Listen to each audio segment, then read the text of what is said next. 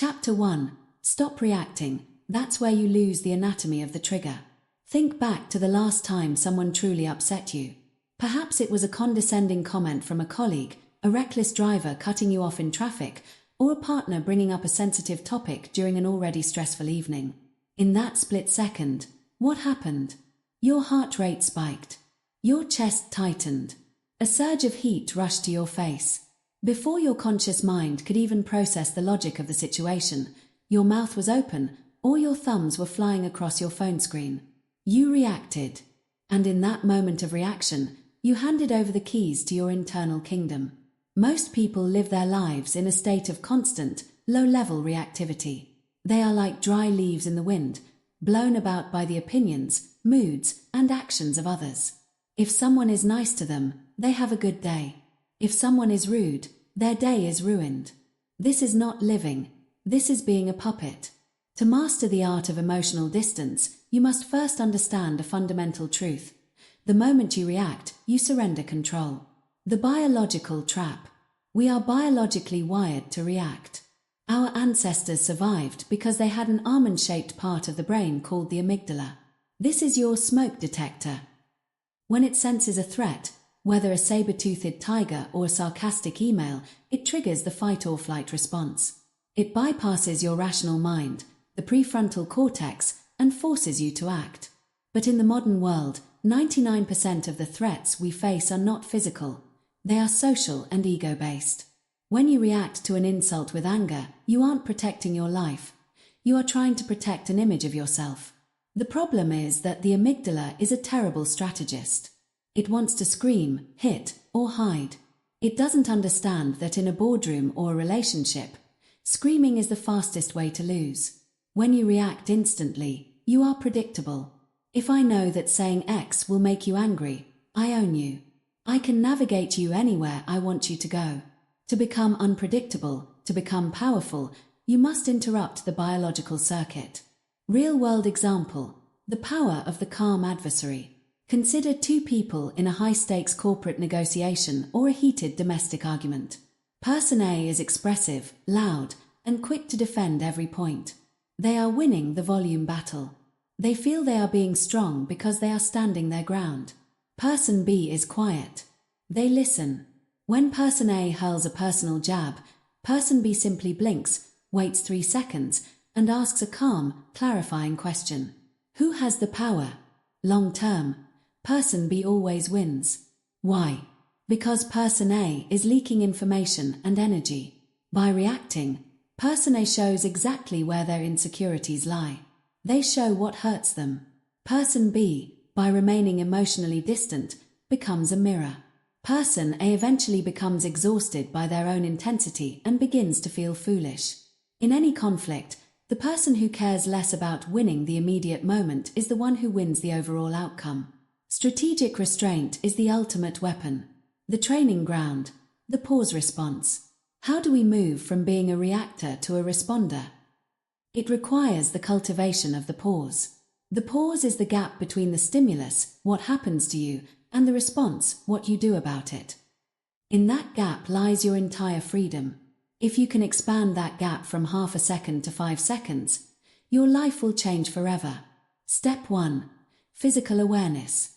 You cannot control your mind if you don't notice your body. The next time you feel a trigger, notice the physical sensation. Is it a knot in your stomach? A clenching of the jaw? This is your signal. When you feel it, say to yourself, my body is reacting. My mind does not have to. Step 2. The 5-second rule. In a moment of tension, commit to saying nothing for 5 full seconds. Silence is not a void, it is a shield. While the other person is waiting for you to defend yourself or explode, you are recalibrating. You are letting the adrenaline hit its peak and then begin to recede. Step 3. Strategic silence. Often, the best response to a provocation is no response at all. In the world of high-level power dynamics, silence is frequently interpreted as confidence, while over-explanation is interpreted as insecurity. Silence makes people uncomfortable. It forces them to fill the space, and usually, they end up backpedaling or revealing their own hand. Reframing silence as strength. We have been conditioned to believe that the last word is the prize. We think that if we don't respond to an insult, we look weak or like a pushover. This is the ego talking. True strength is the ability to walk through a storm and remain dry. If someone barks at you and you don't bark back, you aren't a coward. You are a human interacting with an animal. You don't need to prove your dominance to someone who has already lost control of themselves. When you stop reacting, you stop being a victim of circumstances. You start to realize that you cannot control what people say, but you can absolutely control the cost of their words. If you don't react, their words have no value. They fall to the floor like counterfeit currency. Exercise. The grey rock technique. To begin your training, practice the grey rock method. Imagine yourself as a plain, boring, grey rock. No matter what happens around you, chaos, drama, or insults, you remain impassive. Try this in a low-stakes environment first. When a family member tries to bait you into an old argument, give them neutral responses. I see. That's an interesting perspective. Perhaps. Don't give them the emotional food they are looking for. Watch how quickly they lose interest when they realize they can't get a reaction out of you.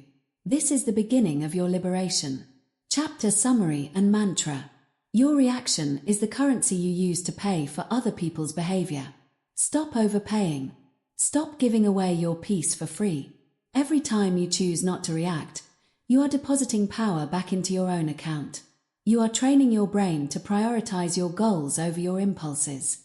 Carry this thought with you today. You are a fortress. The gates only open when you decide, not when someone bangs on the door. Power mantra. Repeat this to yourself throughout the day. The moment I react, I surrender control. I am the master of my silence. Chapter 2. Detachment is power, not indifference. The great misconception. There is a profound misunderstanding in our culture about what it means to be detached. Most people hear the word and immediately picture someone cold, robotic, or heartless, a person who doesn't love their family, doesn't enjoy their life, and walks through the world with a blank stare. They equate detachment with a lack of humanity. But this is a dangerous error. Indifference is a lack of feeling. Detachment is a mastery of feeling. Indifference says, I don't care about anything. Detachment says, I care about what matters, but I refuse to let what doesn't matter destroy my peace. Indifference is a state of numbness, often born out of depression or defeat. Detachment, however, is a state of high-level awareness. It is the ability to stand in the middle of a burning building and still see the exit. It is the power to love someone deeply without allowing their moods to dictate your worth. To master emotional distance, you must realize that detachment is not about becoming less human. It is about becoming less of a victim to your own biology. The selective caring principle. We live in an outrage economy. Every day, thousands of things compete for your emotional investment. Social media wants you to be angry at a stranger's opinion. The news wants you to be terrified of a distant event. Your workplace wants you to be anxious about a deadline. If you care about everything, you effectively care about nothing. Your emotional energy is a finite resource. When you scatter it across 100 different triggers, you leave yourself with zero reserves for the things that actually deserve your soul. Detachment is the art of selective caring. It is the ability to look at a chaotic situation and say, I see what is happening, but I do not choose to join the chaos. Imagine your emotions as a faucet. Most people have their faucet broken wide open. Their energy leaks out constantly, leaving them dry and exhausted. The master of emotional distance keeps the faucet closed until they decide there is a worthy cause to open it. The high performer's secret. Why is it that under extreme pressure, some people crumble while others thrive? Think of a world-class surgeon. If that surgeon is attached to the patient in an emotional, desperate way, if they are thinking about the patient's family, the tragedy of the situation, and the fear of failure, their hands will shake. Their care becomes a liability. To save the life, the surgeon must detach. They must view the body as a system to be fixed, not a tragedy to be felt. They aren't being cold, they are being effective. Their detachment is what allows their compassion to actually manifest as a saved life. The same applies to the elite athlete. Imagine a basketball player standing at the free throw line. 20,000 people are screaming, waving neon sticks, and calling his name. If he attaches to the noise, if he attaches to the fear of missing, his muscles will tighten, and he will miss. He must detach from the outcome and the environment to focus entirely on the process. This is the state you are looking for in your daily life. Whether you are dealing with a difficult boss, a messy divorce, or a financial setback, you must learn to detach from the drama of the event so you can focus on the logic of the solution. Removing emotional dependency. The root of most suffering is emotional dependency. This is the invisible leash we hand to the world. We tell the world, I will be happy today, provided that you treat me well, the weather is good, and my bank account is full. The moment you make your internal state dependent on an external condition, you have lost your power. You have become a servant to luck. Detachment means cutting that leash. It is the realization that your internal state is your own jurisdiction. You can be surrounded by people who are complaining, yet remain grateful. You can be criticized by someone you respect, yet remain confident in your vision. This is what it means to be emotionally independent. It is a shift from being a thermometer to being a thermostat. A thermometer simply reflects the temperature of the room. If the room is cold, the thermometer is cold. If the room is hot, it is hot. Most people are thermometers. A thermostat, however, sets the temperature. No matter how cold it gets outside, the thermostat maintains the internal climate it was programmed to hold. The core principle, I feel, but I don't fall. Let's be clear, you will still feel things. You are a human being with a nervous system. When someone insults you, you might feel a flash of heat. When someone leaves you, you will feel the weight of sadness. Detachment does not ask you to suppress these feelings. Suppression is a form of attachment. You are so afraid of the feeling that you are trying to hide from it. Mastery is found in the phrase, I feel, but I don't fall. You acknowledge the emotion. I feel a surge of anger right now. You observe it. Isn't it interesting how my heart rate is increasing? But you do not become the emotion. You do not fall into it. You watch the anger like a storm passing outside your window. You are the house. The anger is just the weather. The house doesn't move because it's raining. The house doesn't become the rain. It simply witnesses the rain and waits for it to pass. The power of the third-person perspective. A practical exercise to build this muscle is to practice the third-person perspective. When you are in a stressful situation, mentally step out of your body. Imagine you are a filmmaker looking through a camera lens at the scene. See yourself sitting there. See the person who is yelling at you. In your mind, describe what is happening objectively. The man in the blue shirt is speaking loudly. The woman, you, is sitting still, breathing deeply. There is tension in the air. By describing the scene objectively, you disengage the emotional centers of your brain and engage the logical centers. You create distance. From this distance, the situation loses its power to hurt you. It becomes a puzzle to be solved rather than a threat to be feared. Detachment in relationships. This is perhaps the hardest place to practice detachment, but it is the most necessary. In a relationship, we often think that attaching our happiness to our partner is a sign of love. It isn't. It is a sign of a burden. When you are emotionally dependent on your partner, you become a taker. You need them to act a certain way so that you can feel okay. If they are in a bad mood, you feel anxious. If they need space, you feel rejected. True detachment in love means, I love you and I want you in my life, but my soul is not dependent on your approval. This actually makes you a better partner. Because you aren't constantly needing fixing or validation, you have more energy to actually give. You can be the rock for them because you aren't drowning in their emotions. You can love them for who they are, not for how they make you feel. Practice the small detachments. You don't start by detaching from a tragedy. You start with the small things. The internet. Practice scrolling past a comment that you strongly disagree with without replying. Feel the urge to correct them, and then simply let it go. You are detaching from the need to be right. The weather. If it rains on a day you wanted sun, don't complain. Observe the rain. Accept it. Your mood does not need to drop just because the barometric pressure did. Expectations. When you go to a restaurant, expect the service to be slow. If it's fast, great. If it's slow, you've already detached from the outcome, so you aren't frustrated. Chapter summary and mantra. Detachment is the ultimate form of self-respect. It is the declaration that your peace is too valuable to be traded for every minor inconvenience the world throws your way. You are not becoming a statue, you are becoming the eye of the hurricane, calm, centered, and powerful, while everything else spins in circles. Remind yourself that you have the power to choose what enters your inner sanctuary. You can observe the world without being absorbed by it. Power mantra. Repeat this to yourself. I feel, but I don't fall. I am the observer, not the victim. Chapter 3. The silent cost of overattachment. The grip that strangles. Imagine, for a moment, that you are holding a handful of dry sand. If you keep your hand open and flat, the sand rests there, peaceful and stable. But the moment you become afraid of losing it, the moment you feel a breeze or a slight tilt, what is your instinct? You clench your fist.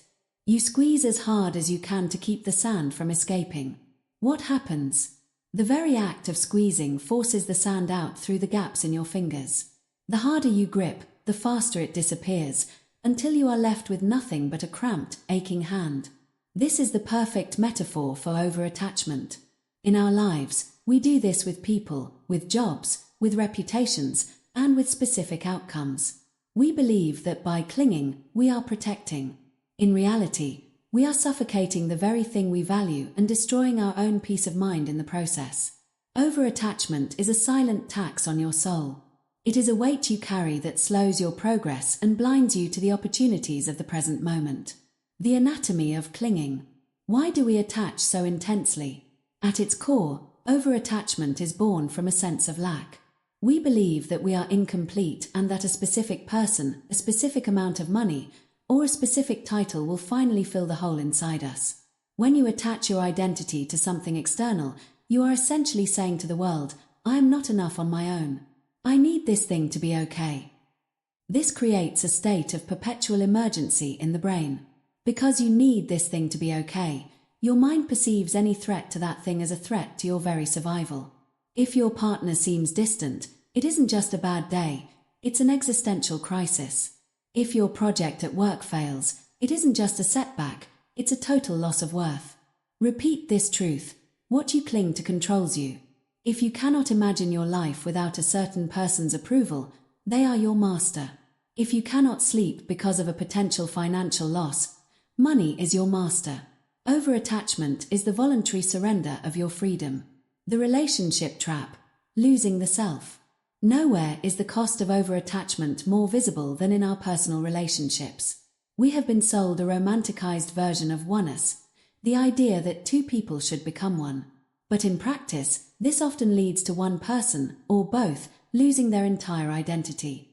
Consider the person who is overattached to their partner. They stop seeing their own friends. They stop pursuing their own hobbies. Their entire emotional state becomes a mirror of their partner's mood. If the partner is happy, they are high. If the partner is moody, they are devastated. This creates a suffocating environment. Overattachment breeds neediness, and neediness is the ultimate repellent. When you are desperate to keep someone, you lose the very qualities that made you attractive in the first place.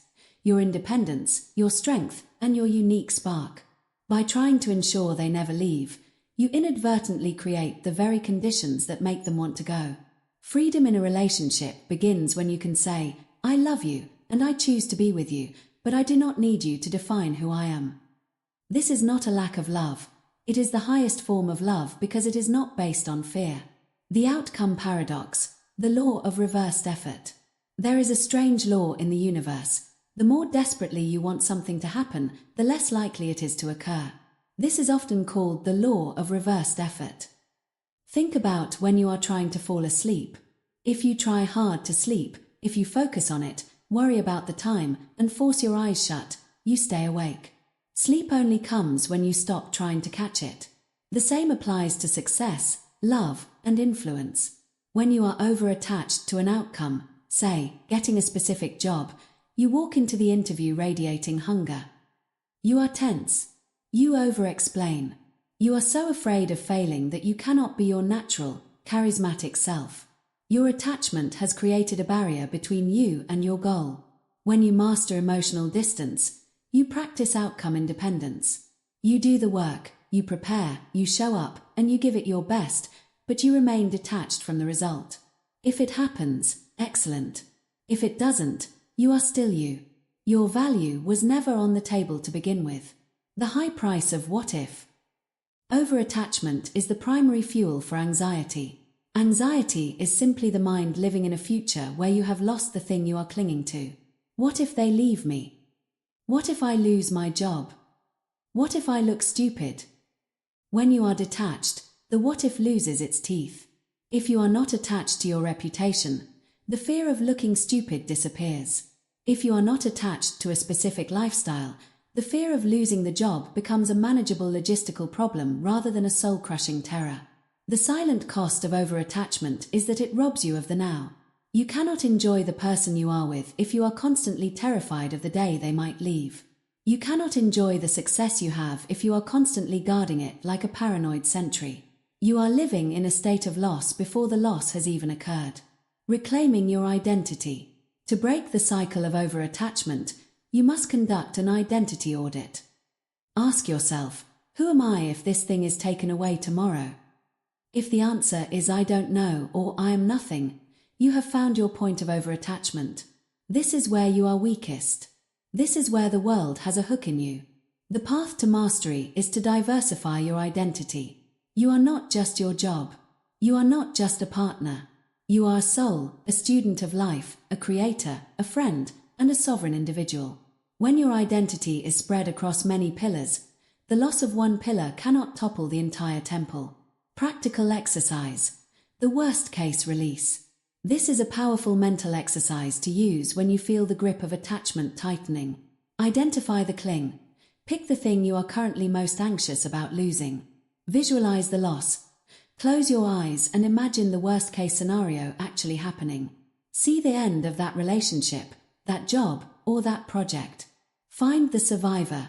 In that visualization, see yourself 1 month after the loss. You are still breathing.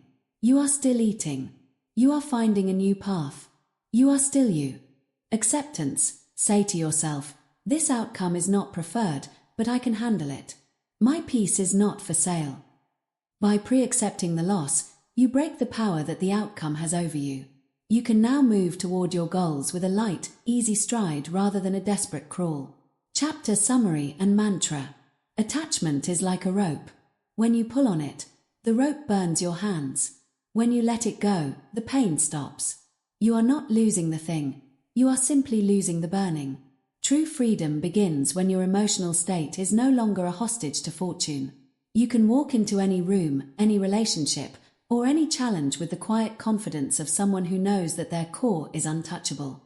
Power mantra. Repeat this to yourself. What I cling to controls me. I release the outcome and retain my power. My identity is not for sale. Chapter 4. Control your inner dialogue first. The internal architect. Have you ever noticed that you are never truly alone? From the moment you wake up until the moment you fall into a deep sleep, there is a voice in your head. It narrates your day, critiques your choices, warns you of potential dangers, and analyzes every social interaction you have. For most people, this voice is a chaotic roommate, unpredictable, prone to panic, and often incredibly mean. We spend so much energy trying to control our external environment, trying to manage our boss, influence our friends, or fix our surroundings, yet we leave the most important space of all completely unmanaged. That space is the 6 inches between your ears. If you want to master emotional distance, you must understand a fundamental law. External control begins with internal discipline. If you cannot command your thoughts, you will always be a slave to your feelings. If your mind is allowed to run wild with what-if scenarios and self-criticism, you will never be able to maintain composure when the world gets loud. The illusion of truth. The greatest mistake we make is believing that because a thought is in our head, it must be true. We treat our inner dialogue as a source of objective reality. Think about it. If a stranger walked up to you on the street and said, "You're a failure and no one likes you," you would likely dismiss them as crazy or rude. You wouldn't give them a second thought. But when that same sentence arises in your own mind, you don't just listen to it, you believe it. You feel the sting of it. You sink into the depression that it brings. Why do we give our internal voice so much power? Because it sounds like us. To master your mind, you must realize that you are not your thoughts. You are the one hearing the thoughts. Imagine yourself sitting in a movie theater. The movie playing on the screen is your stream of thoughts. You can watch the movie, you can see the drama, and you can hear the dialogue, but you are the person sitting in the chair, not the character on the screen. When you create this distance between yourself and your thoughts, you gain the power of the observer. You stop believing every thought and start evaluating them, turning spirals into observations. An emotional spiral usually begins with a single, tiny thought. Thought 1. My boss didn't say hello to me in the hallway. Thought 2. She must be unhappy with my work. Thought 3. I'm probably going to get fired. Thought 4. I won't be able to pay my mortgage. Thought 5. I am a failure as a provider. In less than 60 seconds, a simple missed greeting has turned into a life-altering catastrophe. This is how the untrained mind works. It creates a narrative out of thin air and then reacts to that narrative as if it were a physical threat. The master of emotional distance stops the spiral at thought 1. They use neutral observation. Instead of saying, "My boss is mad at me," you say, "I'm having a thought that my boss didn't say hello." By adding the phrase, "I am having a thought that," you immediately strip the event of its emotional power. You have moved the event from the category of fact to the category of mental activity. Neutral observation is the practice of looking at your thoughts without judgment. If you feel jealous, don't judge yourself for being jealous. Simply observe, there is a feeling of jealousy present. If you feel afraid, observe, there is a thought about a future threat. When you observe rather than engage, the emotion cannot gain traction. It's like a fire that has no oxygen. Eventually, it simply goes out. The mental gatekeeper, your mind must obey you. In the ancient world, a city's survival depended on its gates. If the gatekeepers were lazy or undisciplined, the enemy could walk right in and destroy the city from the inside. Your mind is that city. Your discipline is the gatekeeper. Most people have no gatekeeper. They allow every stray thought, every piece of gossip, and every self-doubt to walk right through the front door and set up camp. They let the enemy dictate the internal mood. To gain emotional distance, you must train your gatekeeper. You must decide that your mind must obey you. This doesn't mean you can stop thoughts from appearing. No one can do that. But you can stop them from staying. When a toxic or weak thought arrives, you must challenge it. Ask it for its credentials. Is this thought useful? Is this thought based on evidence or fear? Does this thought help me remain calm and effective? If the answer is no, you show that thought the exit. You don't argue with it. You don't fight it. You simply refuse to host it. You redirect your focus back to the present moment, back to your breath, or back to the task at hand. The so what technique. A powerful tool for internal discipline is the so what technique. This is used to dismantle the power of negative self-talk and external criticism. Let's say your inner voice says, "Everyone at the meeting thought you sounded like an idiot." Instead of cringing or defending yourself, you reply with, "So what?" Inner voice, "Well, then they won't respect you." You, "So what? I can still do my job." Inner voice, "But you'll feel embarrassed." You, "So what? Embarrassment is just a temporary chemical sensation. It will pass." By refusing to give the thought the fear response it's looking for, you drain it of its energy. You become mentally untouchable because you are no longer afraid of your own internal shadow. The scientific skeptic. To master your inner dialogue, you must become a skeptic of your own mind. We have a negativity bias built into our brains.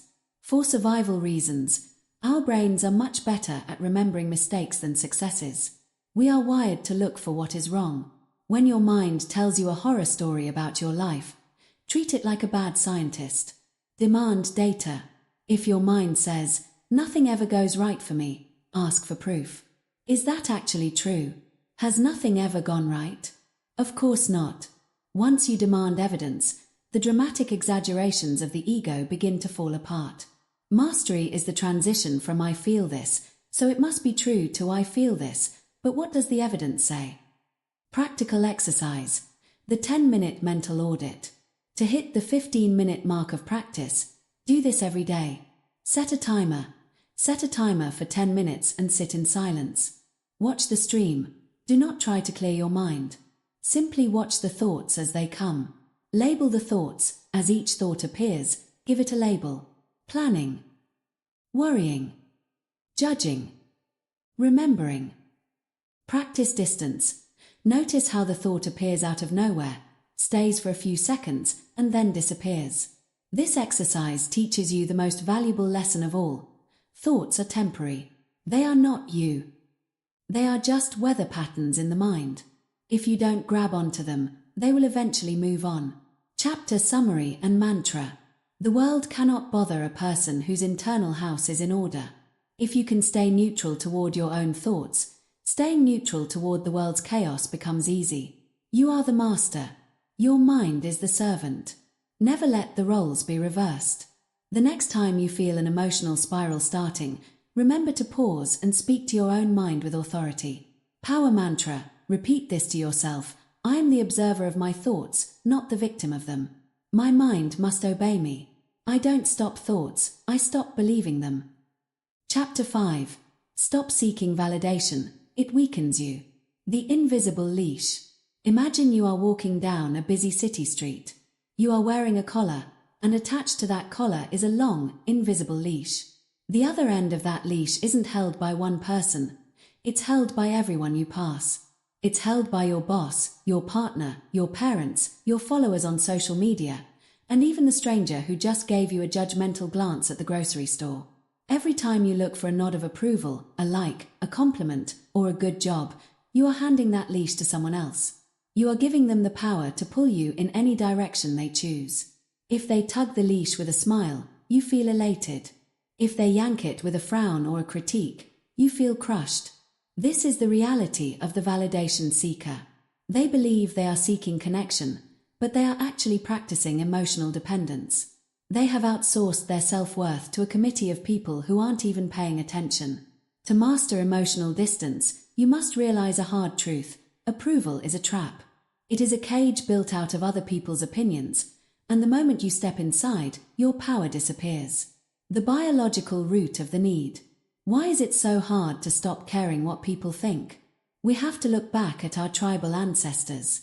In the ancient world, being liked by the tribe was a matter of life and death. If the group didn't validate you, they might exile you. Exile meant facing the wilderness alone, which almost certainly meant death. Our brains are still wired for the savannah. To your lizard brain, a dislike on a photo or a cold shoulder at a party feels like a threat to your survival. Your nervous system reacts as if you are being pushed out of the cave into the snow. But we no longer live in caves. We live in a world of 8 billion people. The tribe is an illusion.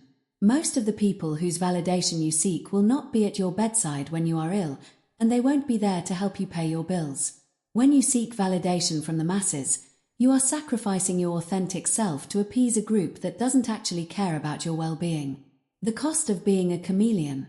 When you live for validation, you become a social chameleon.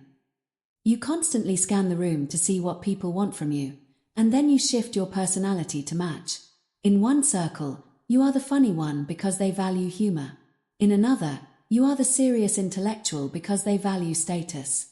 In your relationship, you are the submissive peacekeeper because you are afraid of conflict. Eventually, the real you disappears. You become a hollow shell made of reflected light. The silent cost of this is a deep, underlying sense of anxiety. Because you are constantly performing, you are always terrified of being found out. You are terrified that if you stop performing, if you show your true face, the validation will stop and you will crumble. Emotional distance is the cure for the chameleon. It is the process of pulling your energy back from the audience and reinvesting it in the actor.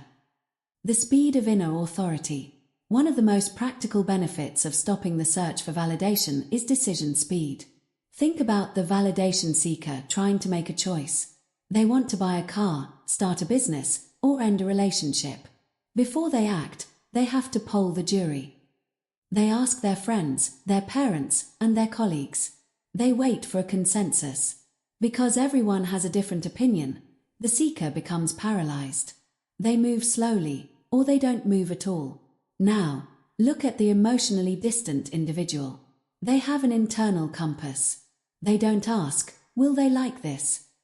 They ask, is this aligned with my values? Does this move me toward my goal? When you stop needing a green light from the world, you move 10 times faster than everyone else. Your decisions become sharper and cleaner. You aren't weighed down by the what ifs of other people's judgments. You realize that it is better to be certain and wrong and learn from it than to be perpetually stuck waiting for permission. The mirror versus the window. Most people look at the world as a mirror. When they interact with someone, they are looking to see their own reflection. Do I look smart? Do I look attractive? Do I look successful? If the reflection is good, they feel good. The master of emotional distance looks at the world as a window. When they interact with someone, they are looking at the other person or at the situation. They aren't looking for themselves in the interaction. They are observing reality. If someone is rude to you, and you are looking in the mirror, you think, what's wrong with me that they treated me that way? If you are looking through the window, you think, that person seems to be having a very bad day. Their behavior is an interesting data point about their character. By removing yourself from the center of every interaction, you lose the need for validation. You realize that people's opinions of you are almost entirely about them, their biases, their moods, and their insecurities, and almost nothing to do with you. The trap of digital validation. We cannot talk about validation without talking about the digital slot machine in your pocket. Social media is a laboratory designed to exploit your need for approval. Every notification is a hit of dopamine, telling your brain, you are seen, you are valued, you belong. But notice how short-lived that feeling is. You get 100 likes, and you feel a high for 5 minutes. Then it fades, and you need 110 likes to feel the same way. It is a treadmill to nowhere. When you are emotionally dependent on digital validation, your mood is literally being dictated by an algorithm. You are giving a piece of software the power to decide if you have a good or bad day. Mastery means stepping off the treadmill. It means posting because you have something to say, not because you need to be told you're great for saying it. Practice the validation fast. To break the addiction to approval, you must go through withdrawal. You must intentionally starve the ego of its favorite food. The exercise, for the next 7 days, practice the validation fast. Don't share your wins. When something good happens, tell no one. Keep the joy for yourself. Feel the strength that comes from having a secret success that doesn't need a public round of applause. Don't explain your why. If you make a decision, don't justify it to people who didn't ask. If you're going to the gym, or starting a diet, or quitting a habit, just do it. The invisible no. When someone asks you to do something you don't want to do, say no without an apology or a long-winded excuse. An excuse is just a request for them to validate your reason for saying no. A simple I can't make it is a power move. Initially, this will feel uncomfortable. You will feel an itch to check your phone or to tell a friend about your progress. That itch is the leash pulling on your neck. Stay with the discomfort. On the other side of that itch is a profound sense of peace. You will realize that the world didn't end because you didn't get a good job. In fact, you feel stronger because your good job came from the only person who matters. You. Reframing connection. Some might ask, does this mean I should never care what my spouse or my best friend thinks? Of course not. But there is a massive difference between valuing an opinion and needing validation. Valuing an opinion, I respect my partner's perspective, so I will consider their input before I make a choice. Needing validation, I cannot feel okay with my choice unless my partner agrees with me. One is a partnership, the other is a hostage situation. When you are emotionally distant, you can listen to feedback without it shattering your core. You take the data from the feedback, but you keep the verdict for yourself. Chapter summary and mantra. Validation is a debt you can never pay off. The more you seek it, the more you owe. The moment you stop needing it, you become the wealthiest person in the room. You are no longer for sale. You are no longer a performer. You are a sovereign individual who moves with purpose and clarity. Your decisions are yours. Your worth is yours. Your peace is yours. Power mantra. Repeat this to yourself. Approval is a trap. I do not need the world to tell me who I am. I validate myself. I am the judge and the jury of my own life. Chapter 6. Learn to walk away without explaining. The compulsion to justify. Imagine you are in the middle of a heated disagreement. The other person has just said something fundamentally unfair, perhaps even a blatant lie. Your heart rate climbs. Your mind immediately begins racing, constructing a bulletproof legal defense of your character. You feel an almost physical itch to speak, to correct them, to make them see the truth of your perspective. You believe that if you just find the right combination of words, they will finally understand. They will say, "Oh, I see now. You're right, and I was wrong." But here is the cold, hard reality. That moment of realization almost never happens in a conflict. When you explain yourself to someone who is committed to misunderstanding you, you aren't communicating, you are begging. You are begging them to see you as a good person. You are begging them to validate your choices. You are begging for permission to move on. To master emotional distance, you must break the habit of over-explaining. You must realize that explanations are often just a disguised form of weakness. They are an attempt to control how others perceive you. The moment you feel the need to prove your side, you have handed the other person the power to be your judge. The perception trap. Why is it so painful to walk away without the last word? It's because of our ego's obsession with its own reputation.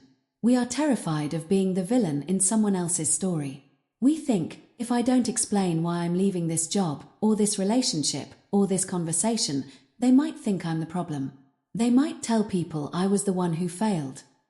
This is the perception trap. You are prioritizing a ghost, a version of you that exists only in someone else's mind, over your own actual peace.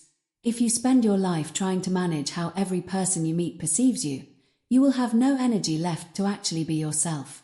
You will be a politician of your own life, constantly campaigning for a good reputation among people who likely aren't even thinking about you 5 minutes after you leave the room. The master of emotional distance accepts that they will be misunderstood. They accept that they might be the villain in a toxic person's narrative. And they realize that their opinion of you is none of your business. Not everyone deserves access to your reasoning. We often treat our reasoning as something we owe to others. We think that if we make a big life change or set a boundary, we must provide a 10-page report on why we did it. But your reasoning is a part of your inner sanctuary. It is private. It is valuable. When you give your reasons to someone who doesn't respect you, you are throwing pearls before swine. They aren't looking to understand you. They are looking for hooks in your logic so they can argue with you further. Think of a toxic conversation as a quicksand pit. The more you move, the more you explain, defend, and argue, the deeper you sink. The only way to win is to stop moving and find a way out. Repeat this. Not everyone deserves access to your reasoning. Silence is a boundary. When you walk away without a word, you are saying, "My peace is more important than your understanding." The power of leaving quietly versus winning loudly. There is a primitive part of us that wants to win loudly. We want the dramatic exit. We want to slam the door and shout the perfect insult that leaves the other person speechless. But winning loudly is actually a sign of emotional attachment. It shows that you are still deeply affected by the situation. You are putting on a performance for an audience. Leaving quietly, however, is a sign of true emotional distance. It is the ultimate power move. When you walk away from a toxic conversation or a dead-end situation without a grand finale, you leave the other person with nothing but the silence you left behind. You give them no energy to feed on. You give them no hooks to keep the drama alive. In a professional setting, this looks like resigning without a bridge-burning email. In a social setting, it looks like leaving a party when you're bored without making a scene. In a digital setting, It looks like closing the laptop instead of typing a 3-paragraph rebuttal to a troll. Power is not in the noise you make, it is in the control you maintain over your exit. The villain peace. To truly master this chapter, you must make peace with being the bad guy. Toxic people and manipulators use your desire to be the good guy against you. They will say things like, if you really cared, you would stay and talk this out, or how can you be so cold? They are trying to guilt trip you back into the explaining phase where they can control you. When you are comfortable being the villain, you become untouchable. When they say, you're being selfish, and you respond with, I understand that's how you feel, and then you walk away, you have won. You didn't argue the point. You didn't try to prove you're not selfish.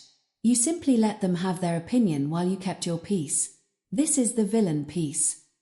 It is the freedom that comes when you stop caring if the wrong people like you. Real-world strategy, the period, not a comma. Most people speak in commas. I can't come to the party because I'm really tired and I have a lot of work tomorrow. I'm ending this relationship, but I want you to know it's not because I don't love you, it's just that. The word because or but is a comma. It invites the other person to respond, to argue, or to negotiate. It's an invitation for them to tell you why your reasons aren't good enough. The master of emotional distance speaks in periods. I can't come to the party. Period. I'm ending this relationship. Period. I'm not going to discuss this further. Period. A period is a wall. It doesn't require a justification. It is a statement of fact. When you speak in periods, you find that people actually respect you more. They may not like what you said, but they recognize that there is no room for negotiation. You are a person who knows their own mind. Practice the no-context exit. To build this muscle, you must practice walking away in low-stakes situations. The digital exit. The next time you see a social media thread that makes your blood boil, don't type a response. Close the app. Don't explain to anyone why you're leaving the conversation. Just vanish from the thread. The small talk exit. When you're trapped in a draining conversation at work or a social event, practice saying, "It was good seeing you. I'm going to head out now." Don't give a reason. Don't say you have an appointment or a phone call. Just leave. The texting exit. If a text conversation turns into a circular argument, stop responding. You don't need to say, "I'm done talking." You just stop. Your silence is the final word. Notice the feeling of panic that arises in your chest when you do this. That is your ego screaming for its good guy badge. Sit with that panic. Let it burn off. On the other side of it is a profound sense of sovereignty. Chapter summary and mantra. Your words are your energy. Your reasons are your private property. Stop handing them out for free to people who use them as weapons against you. Power is found in the things you don't say. It is found in the quiet confidence of a person who doesn't need to be understood by everyone. Learn to walk away. Learn to let them be wrong about you. Learn that your silence is often the most articulate thing you can offer. Power mantra. Repeat this to yourself. Not everyone deserves access to my reasoning. I don't explain. I decide. My silence is my strength, and my exit is my power. Chapter 7. Emotional control is a daily discipline. The myth of the gifted composure. We have all seen that one person who seems entirely unfazed by life. Whether they are being yelled at by an irate customer, dealing with a massive financial setback, or navigating a chaotic family emergency, they move with a quiet, steady grace. We look at them and think, they are just born that way. They have a calm personality. They don't feel things as deeply as I do. But this is a myth. Composure is not a personality trait. It is a discipline. Emotional distance is not a gift. It is a practiced habit. Think of it like physical fitness. No one walks into a gym for the first time and deadlifts 500 pounds. They start with the empty bar. They show up when they are tired. They show up when they don't want to. They repeat the same movements thousands of times until their muscles adapt to the strain. Emotional mastery is exactly the same. You do not wake up one day and decide to be untouchable. You build that immunity through 1,000 small, invisible victories over your own impulses. You train your nervous system to stay down when it wants to jump. You train your tongue to stay still when it wants to lash out. Repeat this truth. Calm is trained, not gifted. If you are currently a highly reactive person, that is not your destiny, it is simply your current level of conditioning. And conditioning can be changed. The world as your sparring partner. Most people view daily inconveniences as problems that shouldn't be happening. They feel personally offended by a traffic jam, a slow internet connection, or a rude waiter. They think, why is this happening to me? My day is ruined. The master of emotional distance has a different perspective. They view the world as a sparring partner. In a boxing gym, a sparring partner isn't trying to ruin your day. They are helping you find your weaknesses. They are throwing punches so that you can learn to duck, parry, and stay balanced under pressure. Every annoyance in your life is a punch thrown by the universe. That person who cut you off in traffic. They aren't an idiot. They are a training tool sent to test your patience. That snarky comment from your boss. It's a weight for your ego resistance muscles.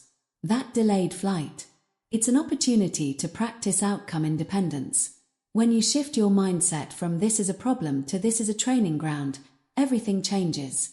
You stop being a victim of your day and start being a student of your discipline. You actually start to welcome small irritations because they are low-stakes opportunities to practice your composure before the high-stakes crises arrive. The law of accumulation. Small moments, big results. There is a dangerous idea that we only need to be strong during the big moments of life, the breakups, the deaths, the job losses. But how can you expect to stay calm during a hurricane if you haven't learned how to keep your umbrella straight in a light breeze? Unshakable composure is built in the boring moments. Consider the micro-reaction.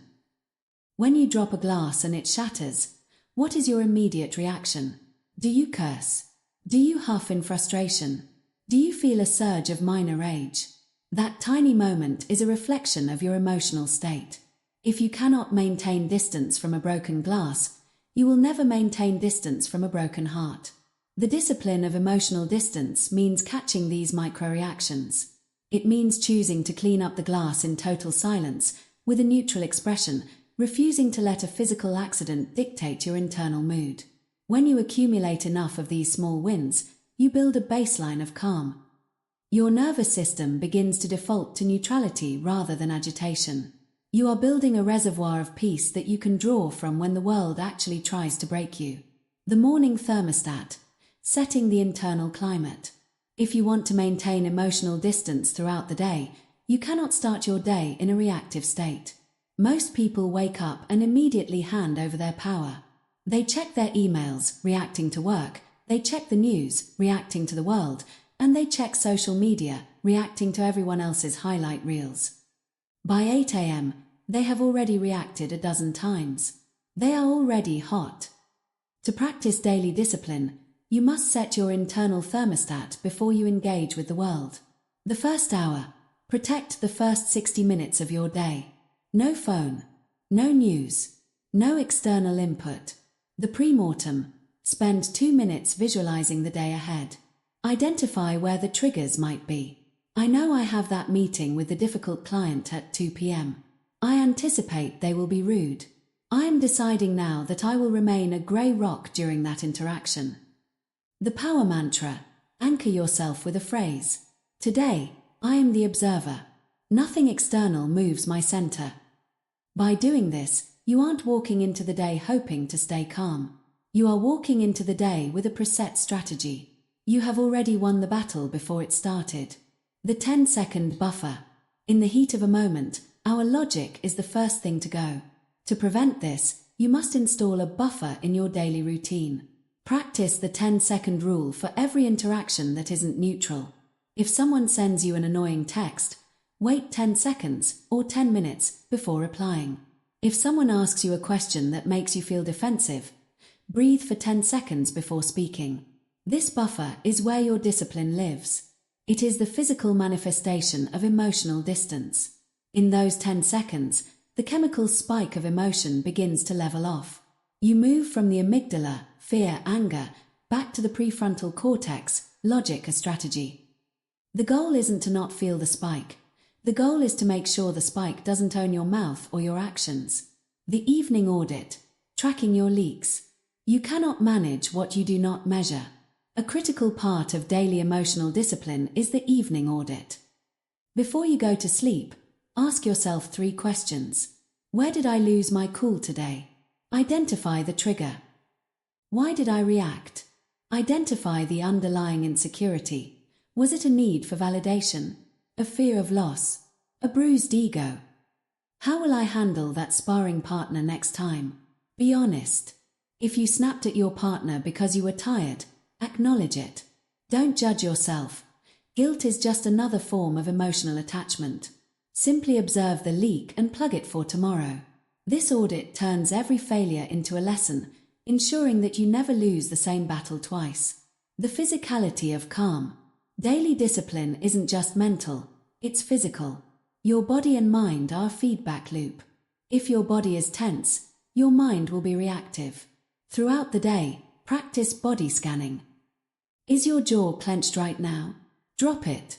Are your shoulders up to your ears? Lower them. Is your breath shallow and fast? Slow it down. By manually forcing your body into a calm state, you send a signal to your brain that there is no emergency. You are using your biology to hack your psychology. A relaxed body makes emotional distance feel natural. A tense body makes it feel impossible. Chapter summary and mantra. Emotional distance is the work of a lifetime, condensed into the practice of a single day.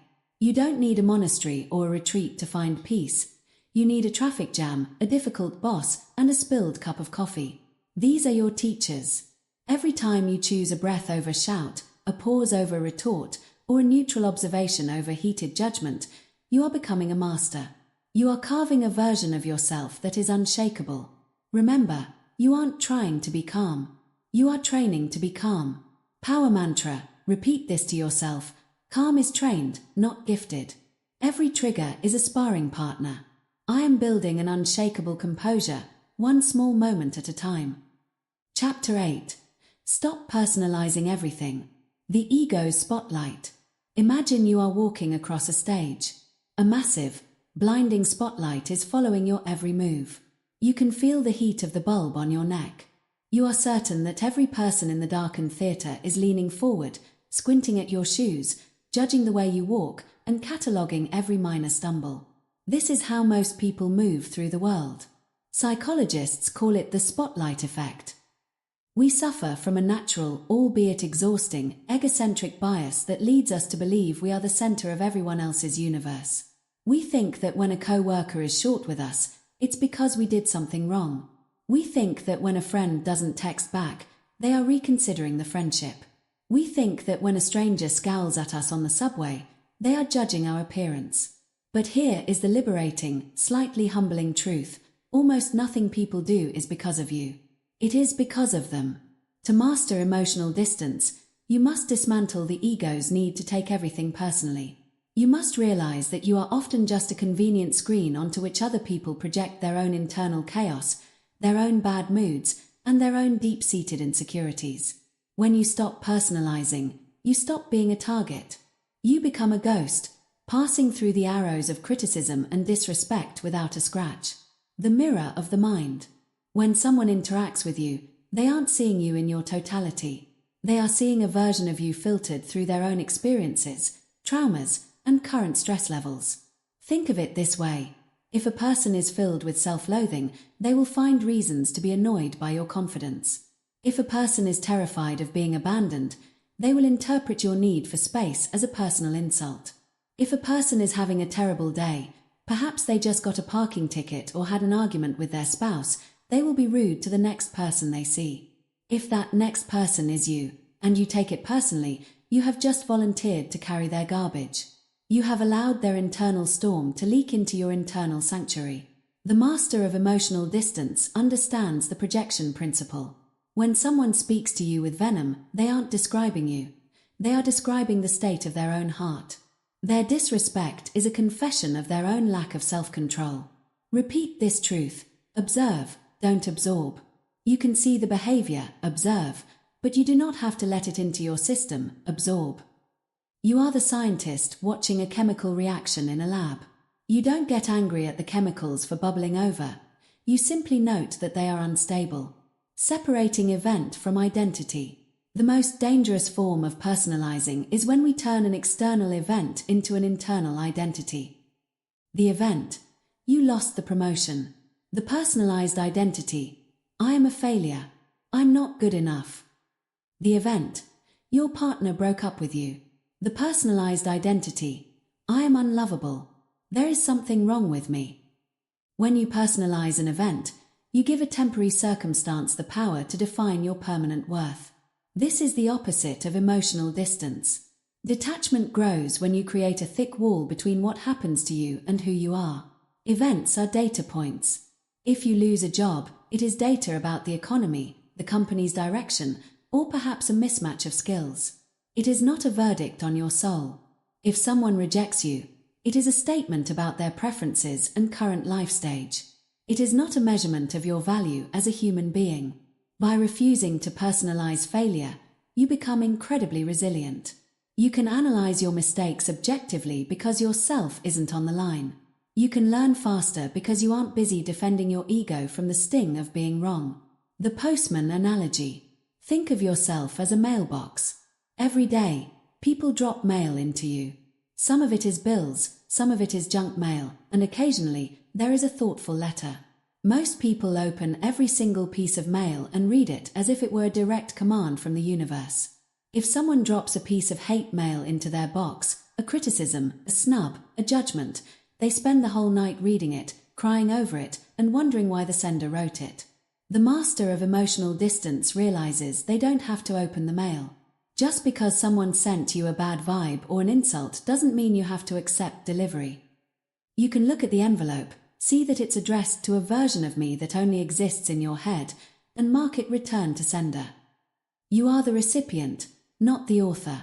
The contents of the letter say everything about the writer and nothing about the mailbox. Disrespect as a data point. One of the hardest things not to personalize is blatant disrespect. When someone is condescending or dismissive, our biological instinct is to defend our honor. But consider the source. Truly powerful, secure, and happy people do not go around putting others down. They don't need to. Only those who feel small try to make others feel smaller. Therefore, when someone treats you with disrespect, they are handing you a very valuable data point about themselves. They are telling you, I am insecure. I lack emotional intelligence. I am currently governed by my ego. Once you see disrespect as a symptom of their weakness rather than an attack on your strength, the anger vanishes. You might even feel a flicker of pity. You realize that you don't need to put them in their place. Their behavior has already put them in a very low place. Your job is simply to remain in your high place. The universal no. Sometimes, the world just says no. You work hard, you do everything right, and you still don't get the result. If you personalize the no, you become bitter. You think the universe is against you. You think you're cursed. If you detach, you realize that the no is often just a not this or not yet. Think of a GPS in a car. When you take a wrong turn, the GPS doesn't say, you're an idiot. You always mess up. I'm never helping you again. It simply says, recalculating. That is how you should handle setbacks. Don't personalize the wrong turn. Don't let the ego turn a detour into a disaster. Just recalibrate and keep moving. The path might have changed, but your destination and your worth remain the same. Practical exercise. The "it's not about me" filter. To hit the 15-minute mark of this practice, try this the next time you feel a sting from an interaction. Identify the sting. I feel hurt because my friend didn't invite me to that dinner. State the ego's narrative. My ego says it's because I'm boring and they are tired of me. List 3 alternative realities. Reality A. They thought I was too busy with my new project. Reality B. They wanted to discuss a private matter that only concerned that specific group. Reality C. They are overwhelmed and simply forgot to send the text. Choose the neutral path. Realize that even if the ego's narrative was true, it's still about their preference, not your value. By forcing your brain to come up with alternative explanations, You break the spotlight and realize how many factors exist in the world that have nothing to do with you. Developing the Teflon skin. Teflon is a material that nothing sticks to. You can pour acid on it, throw grease at it, or try to glue things to it, and they all just slide off. Emotional distance is the process of coating your psyche in Teflon. You still live in the greasy world. People will still throw acidic comments. But because you have stopped personalizing, there is nothing for those things to grip. You become a non-stick human. Criticism slides off. Rejection slides off. The bad mood of your spouse slides off. You remain clean. You remain yourself. You are no longer a sponge, soaking up the toxicity of your environment. You are a sovereign entity, moving through the world, observing the chaos, but never absorbing it. Chapter summary and mantra. The world is a noisy, messy place filled with people who are struggling to manage their own minds. Don't make their struggle your own. When you stop taking things personally, you take back 90% of the energy you used to waste on being offended. You are not the center of their world, and that is the greatest gift you could ever receive. It means you are free. You are free to be yourself, to fail, to succeed, and to grow, without the heavy burden of other people's opinions. Power mantra. Repeat this to yourself. Observe, don't absorb. Their behavior is their story, not mine. I am not a screen for their projections. I am untouchable. Chapter 9. Silence is your ultimate advantage. The fear of the void. Have you ever noticed how uncomfortable most people are with a few seconds of empty air? In a conversation, when the words stop flowing, there is an almost frantic urge to fill the vacuum. People start babbling about the weather, they over-explain their weekend plans, or they offer up secrets they never intended to share, all just to kill the silence. To the untrained mind, silence feels like a failure. It feels like awkwardness, rejection, or a lack of chemistry. But to the master of emotional distance, silence is a throne. It is a place of absolute control. In this chapter, we explore the most underrated tool in the arsenal of emotional mastery, the deliberate use of silence. When you stop talking, the world starts revealing itself to you. When you stop over-explaining, people start respecting your presence. Silence is not just the absence of noise, it is the presence of power. Why we talk too much, the leak of insecurity. Most over-talking is actually a leak of emotional energy. We talk too much because we are anxious. We want people to like us, so we try to sell ourselves. We want people to agree with us, so we provide endless justifications for our opinions. We want to avoid conflict, so we use a wall of words to shield ourselves. When you speak too much, you are essentially leaking your internal state to the world. You are showing everyone exactly where your insecurities lie. You are giving away your cards before the betting has even begun. The person who talks the most in a room is rarely the person with the most power. The person with the most power is usually the one who is listening, observing, and deciding exactly when, and if, to contribute. By being economical with your words, you communicate that your thoughts are valuable. You communicate that you don't need the audience's constant feedback to feel okay. Repeat this truth: speak less, observe more. The law of mystery and gravity. There is a psychological phenomenon where we attribute greater intelligence, depth, and strength to people who speak less. This is the law of mystery. When you are silent, people project their own ideas of wisdom onto you. They wonder what you are thinking. They become curious about your perspective. By talking less, you create a gravity around yourself. People lean in to hear what you have to say because they know it won't be fluff. Think of the most powerful individuals in history, in film, or in your own life. They rarely chatter. They speak in concise, impactful sentences. They don't repeat themselves. They don't beg for understanding. Their silence creates a boundary that others are hesitant to cross. This boundary is the physical manifestation of emotional distance. It says, I am here, but I am not entirely accessible to you. Silence as a weapon in conflict. In an argument, silence is the ultimate counterpunch. When someone attacks you verbally, they are expecting a specific energy. They want you to get defensive, to shout back, or to explain why they are wrong. They are looking for a hook to keep the conflict alive. When you respond with 3 seconds of calm, steady silence, you break their rhythm. You force them to deal with their own reflection. In that silence, the other person often becomes uncomfortable. They might start backpedaling, or they might say something even more ridiculous just to fill the gap. Either way, they are losing ground while you are maintaining yours. Silence allows you to respond rather than react. While the other person is venting, you are using that silence to analyze. What is their actual goal here? What are they afraid of? Is this worth my emotional investment? By the time you do speak, your words will be surgical. You won't be throwing stones.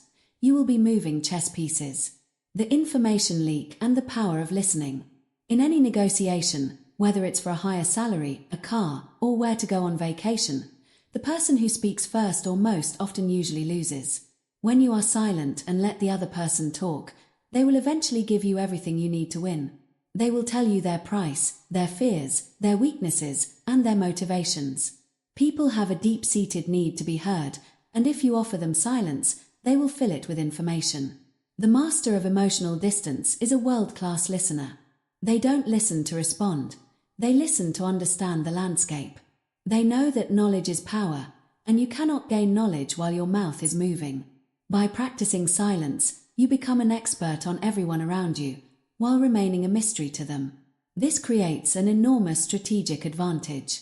You know their triggers, but they don't know yours because you haven't leaked them. Silence as self-respect. Over-explaining is a form of apology. When you tell someone why you can't come to an event, or why you made a certain career move, you are essentially asking for their permission to be right. You are saying, I hope my reasons are good enough for you. Emotional distance means you no longer need their good enough stamp. When you make a decision, state the decision and stop. I won't be able to make it. I've decided to move in a different direction. I'm not comfortable with that. The silence that follows these statements is where your self-respect lives. It says that your decision is final and requires no outside validation. It might feel rude at first, but that's just your old people-pleaser habit dying off. In reality, it is clear, honest, and powerful. The internal silence. Mastery of external silence is impossible without the cultivation of internal silence. This is the ability to keep your own mind quiet while the world is noisy. Most people are talking to themselves all day long. They are narrating their anxieties, rehearsing future arguments, and replaying past embarrassments. This internal chatter is exhausting and makes you highly reactive. To build emotional distance, you must practice the quiet mind. This is the state where you observe the world without the constant internal commentary. You see the rain, and you don't think, oh no, I'll be wet, I hate the rain. You just see the rain. You see the rude boss, and you don't think he's such a jerk, I can't believe he said that. You just see a man speaking loudly. When your mind is silent, you become a mirror. You reflect reality exactly as it is, without the distortion of your own ego. This is the highest level of emotional control. Practical exercise. The 24-hour silence challenge. To hit the 15-minute mark of this practice, try a speech fast. The 50% rule. For the next 24 hours, commit to speaking 50% less than you normally would. The 3-second buffer. Before you answer any question or respond to any comment, wait 3 full seconds. Feel the urge to speak, and let it pass. The why am I talking? Wait, check. Before you speak, ask yourself, why am I talking? Is it to provide necessary information? Or is it to seek validation, avoid silence, or massage my ego? If it's the latter, stay silent. Observe the reaction. Watch how people react to your silence. Notice how they try to fill the space. Notice how your own anxiety rises and then falls. By the end of this exercise, you will realize that you have been wasting a massive amount of energy on unnecessary words. You will feel a new sense of weight and presence. Silence as a form of presence. We often think that to be present means to be engaged and talkative. But true presence is often found in silence. When you are silent, you are fully there. You are taking in the smells, the sounds, the body language of others, and the energy of the room. A person who can sit in silence without checking their phone, without fidgeting, and without talking is a person who is comfortable with themselves. And a person who is comfortable with themselves is a person who cannot be easily manipulated. Your silence tells the world that you are your own master. Chapter summary and mantra. Your words are like currency. If you print too much of it, the value drops. If you keep it rare, the value skyrockets. Silence is the ultimate advantage because it allows you to see what others miss, to protect your own energy, and to command respect without saying a word. It is the language of the powerful. From this day forward, let your presence speak for you. Use your words like a surgeon uses a scalpel, rarely, but with absolute precision. Power mantra, repeat this to yourself. Speak less, observe more. My silence is my strength. I do not leak my power through unnecessary words. I am the master of the pause. Chapter 10. Become untouchable, mentally and emotionally. The final level. We have traveled through the landscapes of reaction, attachment, validation, and silence. You have learned to pause, to observe, and to walk away. But now, we reach the summit. The final level of this journey is not a technique you use or a rule you follow. It is a fundamental shift in who you are. It is the transition from practicing emotional distance to becoming emotionally untouchable. To be untouchable does not mean you are a ghost or a hermit. It does not mean you stop loving, stop working, or stop feeling the sun on your skin. To be untouchable means that your internal state, your core sense of peace, worth, and stability, has been moved to a location where the world simply cannot reach it. Most people have their control panel located outside of themselves. It sits on the sidewalk, in the office, or in their partner's hand. Anyone walking by can press a button and make them angry, sad, or anxious. To be untouchable is to take that control panel, bring it inside, and lock the door. From this day forward, you are the only one with the key. The internal sanctuary, the sovereign mind. Think of your mind as a great cathedral. Outside, there is a storm. People are shouting, the wind is howling, and the rain is lashing against the stone.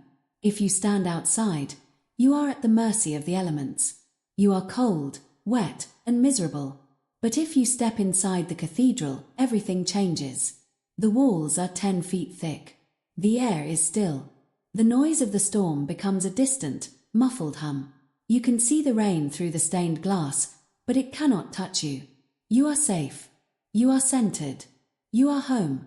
Becoming untouchable is the process of building those walls. It is the realization that nothing external controls my internal state. When someone insults you, they are just the wind.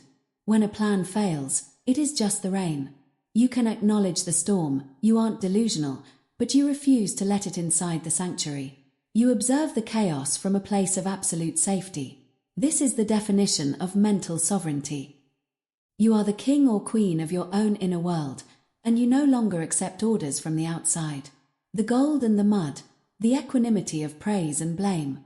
One of the hardest parts of becoming untouchable is learning to treat praise and blame exactly the same way. Most people understand that they shouldn't let insults hurt them, but they still crave compliments. They want to be told they are smart, beautiful, and successful. Here is the danger. If you allow someone to have the power to make you feel high with a compliment, you have automatically given them the power to make you feel low with a critique. You are still on their leash. The master of emotional distance views praise as gold and blame as mud. If someone throws gold at you, you don't let it change who you are. If someone throws mud at you, you don't let it change who you are. Both are external substances. You remain the same. In the words of the poet Rudyard Kipling, you must meet with triumph and disaster and treat those two impostors just the same. When someone praises you, say thank you, but don't let it inflate your ego. When someone blames you, listen for any useful data, but don't let it deflate your soul. By remaining neutral to both, you become immune to the manipulations of the world. You are no longer a dog waiting for a treat or cowering from a rolled-up newspaper. You are a sovereign being. Emotional autonomy. Breaking the final ties. To be untouchable, you must practice total emotional autonomy. This is the understanding that no one is coming to save you, and no one is responsible for your happiness but you. This sounds lonely to the uninitiated, but to the master, it is the ultimate freedom. If you expect your partner to make you feel whole, you are a beggar. If you expect your career to give you a sense of purpose, you are a servant. If you expect your friends to always agree with you, you are a child. When you take 100% responsibility for your own emotional climate, you stop being needy. And when you stop being needy, you become powerful. You can love people more deeply because you don't need them to act a certain way for you to be okay. You can do your work more effectively because you don't need the recognition to feel successful. You are a self-contained power plant. You generate your own light. You don't need to plug into anyone else's battery. Moving through the fire, the lotus mindset. In many ancient traditions, the lotus flower is the symbol of the enlightened mind. The lotus grows in the mud, at the bottom of a murky pond. It pushed through the dark, dirty water to reach the surface. When it blooms, it is perfectly white, perfectly clean, and untouched by the mud it grew in. This is your new way of moving through life. You will still have to go to work in stressful environments. You will still have to deal with difficult family members. You will still face the mud of human existence. But like the lotus, you do not absorb the mud. The secret to this is non-identification. When chaos happens, the average person says, "I am stressed." They have identified with the chaos. The untouchable person says, "There is chaos around me, but I am the silence watching it." You move through the fire, but you do not become the fire. You engage with the world, but you do not belong to it. You are in it, but not of it. This creates a sense of lightness and playfulness. Life stops being a series of threats and starts being a series of scenes in a play. You play your part, you do your best, but you never forget that you are the actor, not the character. The final discipline, memento mori. The ultimate tool for emotional distance is the contemplation of your own mortality. In the grand scheme of the universe, your life is a brief flash of light. The people who are currently annoying you will be gone in 100 years. The problems you are currently losing sleep over will be forgotten in a week. When you view your life from the perspective of your deathbed, the triggers of the world look incredibly small. Does the opinion of a stranger matter in the face of eternity? No. Does the sting of a rejected proposal matter when you realize your time is finite? No. Becoming untouchable means refusing to waste your precious, limited heartbeats on things that do not matter. It is the ultimate form of emotional frugality. You are too rich in life to spend your energy on the poverty of drama and reaction. The daily ritual of the untouchable. To maintain this state, you must practice the untouchable ritual every single day. Morning fortress. Before you look at a screen, declare your sovereignty. Nothing today can enter my sanctuary without my permission. I am the master of my internal state. The midday check-in. Throughout the day, ask yourself, am I absorbing or am I observing? If you feel yourself becoming heavy or hot, step back and return to your center. The evening release. Before sleep, mentally wash off the day. Visualize all the praise, all the blame, and all the chaos of the last 12 hours sliding off your skin like water off a duck's back. You go to sleep clean. Conclusion. You are the mountain. Throughout this book, you have been given the tools to build your armor. But as we close, I want you to realize that you don't need armor if you are the mountain. The mountain doesn't care if it's sunny or snowing. It doesn't care if people climb it or curse it. It doesn't care if birds land on it or if lightning strikes it. The mountain just is. It is grounded, vast, and silent. The world will continue to be loud. People will continue to be reactive. Life will continue to be unpredictable. But you are no longer the leaf in the wind.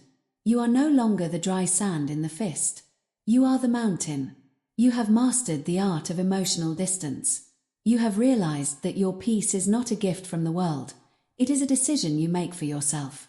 Move through the world with your head high and your heart quiet. Observe everything. Absorb nothing. The final power mantra. Repeat this to yourself one last time and let it sink into your very marrow. Nothing external controls my internal state. I am the observer, the master, and the mountain. I am untouchable. End of chapter 10. End of audiobook.